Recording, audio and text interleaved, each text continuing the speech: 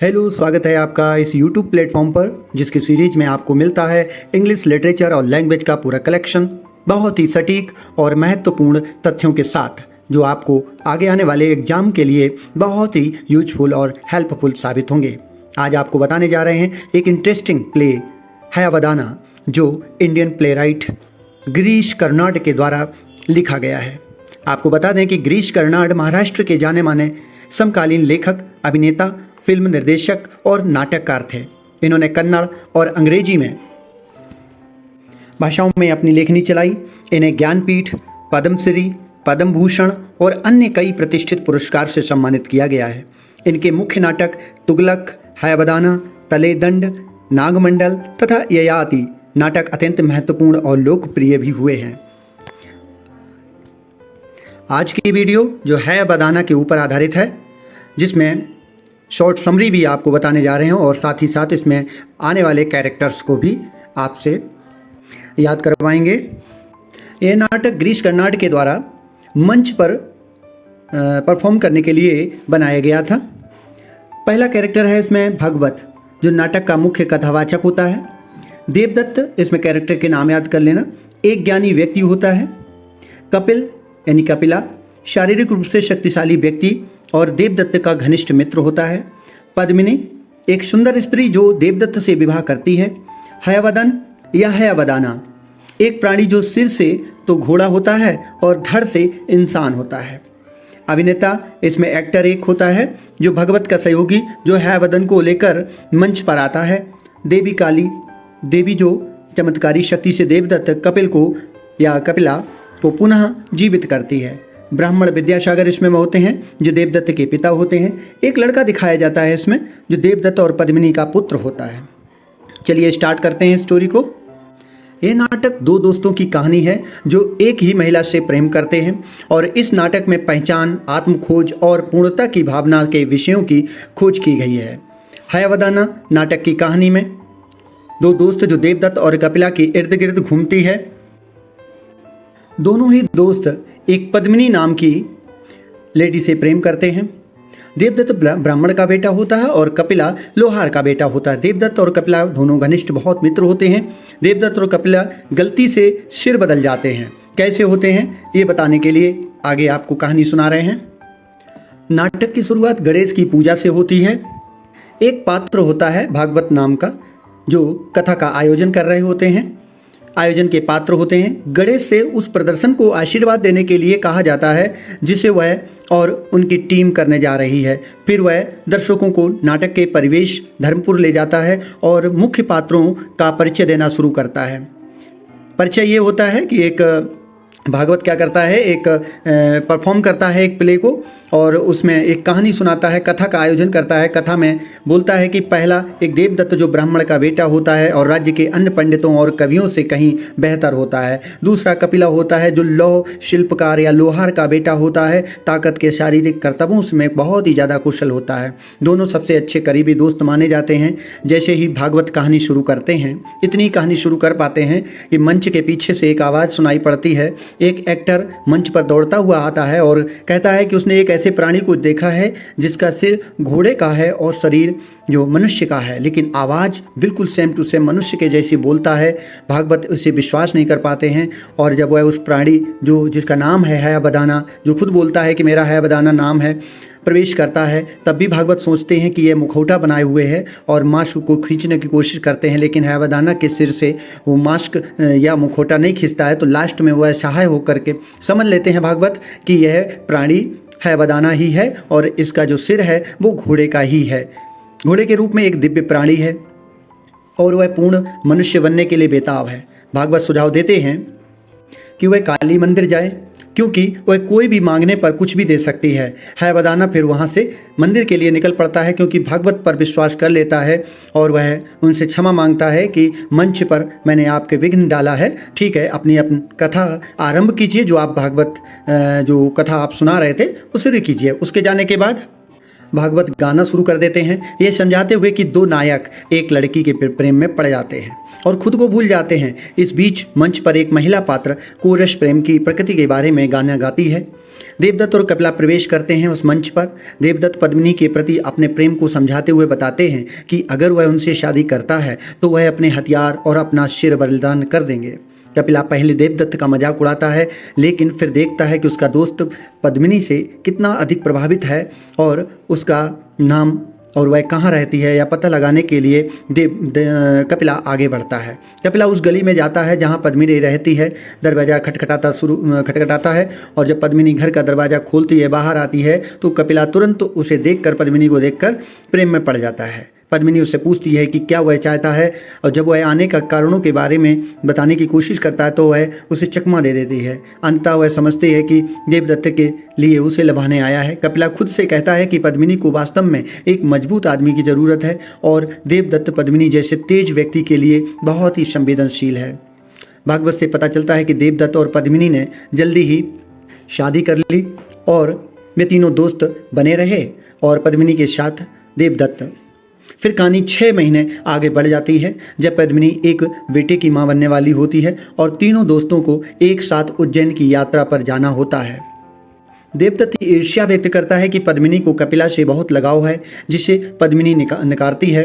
वह कहती है कि वह यात्रा रद्द कर देगी ताकि वे दोनों एक साथ अधिक समय तक बिता सकें। जब कपिला जाने के लिए तैयार होकर के आता है तो पद्मिनी अपना मन बदल लेती है और जाने का फैसला करती है।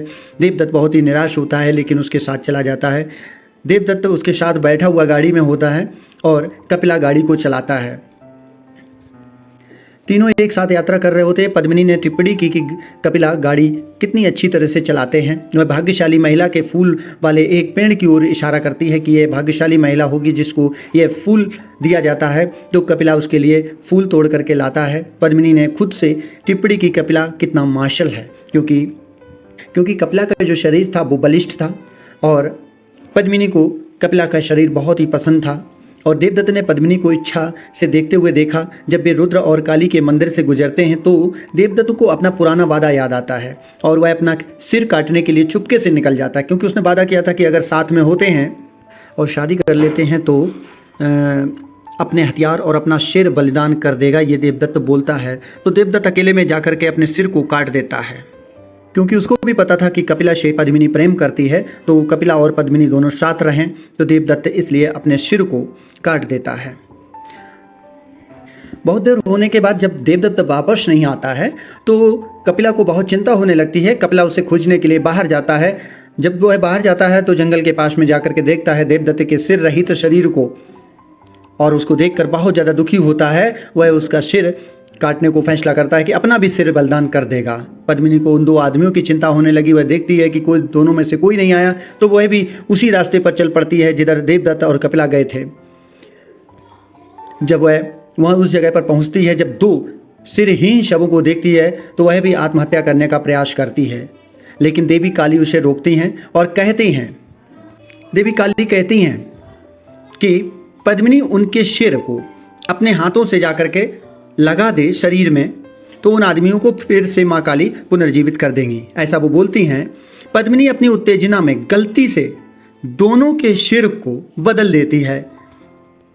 बदलने में क्या होता है कि 2 आदमी पुनर्जीवित तो हो जाते हैं, लेकिन एक देवदत्त का जो सिर था वो कपिला के शरीर में पहुंच जाता है, और जो कपिला का सिर होता है वो देवदत्त के शरीर में लग जाता है।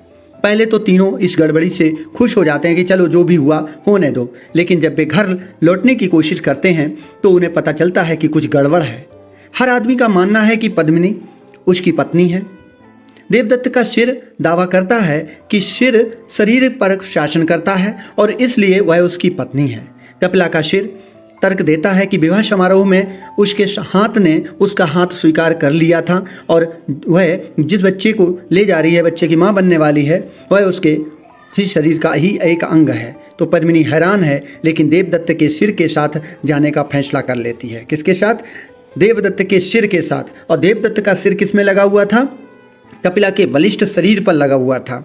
वह इसके शरीर के साथ जो भी था, जैसे भी वह उसको स्वीकार करती है, क्योंकि देवदत्त का सिर ही था। दिमाग कौन सा था? देवदत्त का।